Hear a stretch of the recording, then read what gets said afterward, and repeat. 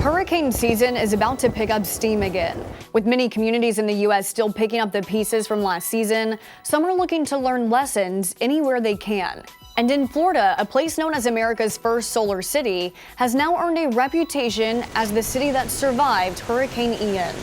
It's called Babcock Ranch, a community 25 miles north of Fort Myers on Florida's west coast. I can tell you I was here and we had sustained winds of over 100 miles an hour, and we had gusts of over 150 miles an hour. And if you've ever experienced that, it's like a freight train running through your house, and it lasted for 8 hours. I think if you talk to most of the people here at Babcock Ranch, they'll tell you that the thing that mattered most to them was the fact that the electricity never went out, the internet never went out, and that's because we worked with Florida Power and Light for 8 years. Sid Kidson is CEO of Kitson Partners. They began developing Babcock Ranch 17 years ago. I consider myself a strong environmentalist, and I wanted to prove that a new town, a new city could work hand in hand with the environment. The land deal to make Babcock happen remains the largest in state history. We stayed out of the wetlands as best as we possibly could. So that's kind of how the shape of it came into being. But we ended up with 18,000 acres. And out of the 18,000 acres, we're preserving half of that.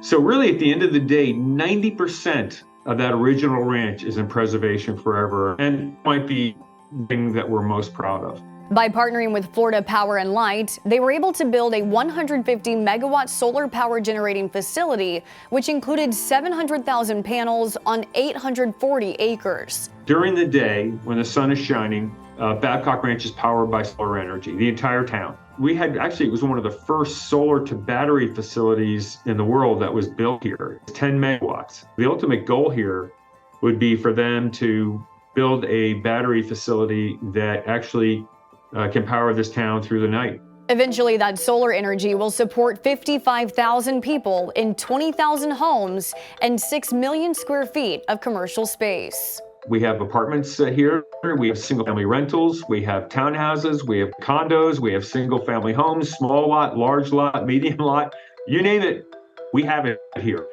And that's what a town is all about. It's that diversity that it creates. Diversity of products creates a diversity of people. And that's one of the things that makes this place really special. As the community grows, so too will the need for battery storage. Dr. Jennifer Languel is the Green Building Advisor to Babcock Ranch. She notes that battery technology is rapidly changing, and that as those advances are made and implemented, the community also has built-in power redundancies, including being tied into a natural gas power plant. The builders, we really focus in on efficiency, resource efficiency, and whether it's energy efficiency, water efficiency, or materials, and help them fine-tune where they want to go with green building. And as sea levels continue to rise and storms continue to batter Florida, sustainability is top of mind for developers. When we trained the builders initially, we talked to them about durability. And we really wanted them to focus on durability because Sid wanted a safe from the storm type community. He wanted people to be able to shelter in place. Safety from coastal storms was Kitson's main goal, so he chose land that was naturally 30 feet above sea level, built the community around natural wetlands that prevent flooding, buried all power lines, and incorporated stormwater drains and retention ponds. Kitson says location, coupled with ecological preservation, are crucial to future Florida residency. It's very, very important because, as developers, we impact the land. We have impacts.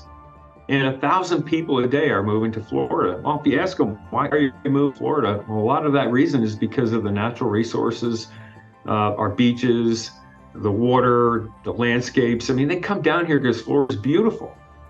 If we destroy that, there's going to be no reason for people to come down here. And we need to be thinking about our kids and our grandkids, and we truly need this to be sustainable and to give back and to make sure all this works in a proper way. So the kind of planning that we're doing, the idea that we can work with nature is incredibly important. And we're proving that. And I'm hoping that because of that, that type of development will continue throughout the state of Florida, maybe even throughout the country. As we continue to grow, let's do it the right way. Thanks for watching. We know that Americans' trust in media is near an all-time low. That is why Straight Arrow News is on a mission to bring you unbiased, fact-based reporting. To make sure that you get the journalism that you trust, like and subscribe to Straight Arrow News below. And to catch all of our content, go to our website, straightarrownews.com.